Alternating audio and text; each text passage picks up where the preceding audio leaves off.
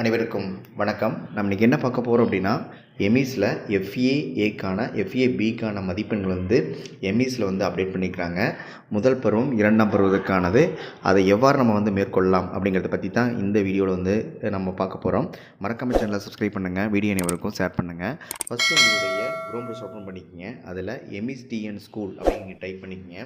Already நீங்கள் school லாகின்ல இருந்தீங்க அப்படின்னா டேரெக்டாக உங்களுக்கு ஓப்பன் ஆயிரும். சப்போஸ் நீங்கள் லாக் அவுட் பண்ணிங்க அப்படின்னா உங்கள் பள்ளிக்கான யூசர் ஐடி பாஸ்வேர்ட் போட்டு நீங்கள் லாகின் பண்ணிக்கலாம். இப்போ எங்கள் பள்ளிக்கான யூசர் ஐடி பாஸ்வேர்ட் போட்டு நான் லாகின் பண்ணிக்கிறேன். லாகின் பண்ணோட மேலே 3 லைன் கொடுத்துருப்பாங்க. அதில் ரிஜிஸ்டர்ங்கிற காலத்தை கிளிக் பண்ணிக்கங்க. அதில் பார்த்திங்க அப்படின்னா நமக்கு ஸ்டாஃப் ரிஜிஸ்டர் அப்படிங்கிற காலத்தை நீங்கள் டச் பண்ணிக்கங்க. டச் பண்ணிட்டீங்க அப்படின்னா நமக்கு ஒரு பேஜ் ஓப்பன் ஆகும். அதில் கீழே நமக்கு பார்த்திங்க அப்படின்னா இஏ அகாடமிக் ரிஜிஸ்டர்னு ஒரு காலம் கொடுத்துருப்பாங்க. அந்த இஏ அகாடமிக் ரிஜிஸ்டர் காலத்தை கிளிக் பண்ணிட்டு செலக்ட் இயரையும் செலக்ட் பண்ணிக்கங்க. அதில் உங்களுக்கு வகுப்புகள் காட்டியிருப்பாங்க. அதில் எந்த வகுப்புக்கு வேணுமோ அந்த வகுப்பை நீங்கள் செலக்ட் பண்ணிக்கலாம். நான் உதாரணத்துக்கு பார்த்து 3rd ஸ்டாண்டர்ட் கிளிக் பண்ணிக்கிறேன்.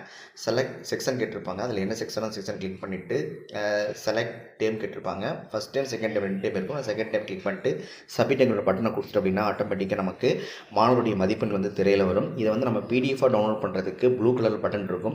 அதை நீங்கள் கிளிக் பண்ணிங்க அப்படின்னா 1 or 2 செகண்ட்ஸ் வெயிட் பண்ணுங்கள். ஆட்டோமேட்டிக்காக பிடிஎஃபாக உங்களுக்கு ப்ரௌசரில் டவுன்லோட் ஆகிடும். இப்போ டவுன்லோட் ஆப்ஷன் வந்துருச்சு. டவுன்லோட் கிளிக் பண்ணால் ஆட்டோமேட்டிக் டவுன்லோட் ஆகிடும். டவுன்லோடுக்கப்புறம் மேலே க்ரோம் ப்ரௌசரில் டவுன்லோடுங்கிற ஆப்ஷன் கொடுத்துருப்பாங்க. அதை கிளிக் பண்ணி உங்களுடைய டவுன்லோட் பண்ணதை நீங்கள் வியூ பார்த்துக்கலாம். பிரிண்ட்டும் நீங்கள் போட்டு வச்சுக்கொள்ளலாம். இந்த வழிமுறை பின்பற்றி தான் நீங்கள் முதல் பருவம், இரண்டாம் பருவதற்கான மதிப்பெண்களை பதிவிறக்கம் செய்து கொள்ளலாம் பிடிஎஃபாக. இந்த காணொலி உங்களுக்கு மிகவும் பயனுள்ளதாக நினைக்கிறேன். மறக்காமல் சேனலை சப்ஸ்கிரைப் பண்ணுங்கள், வீடியோ அனைவருக்கும் ஷேர் பண்ணுங்கள்.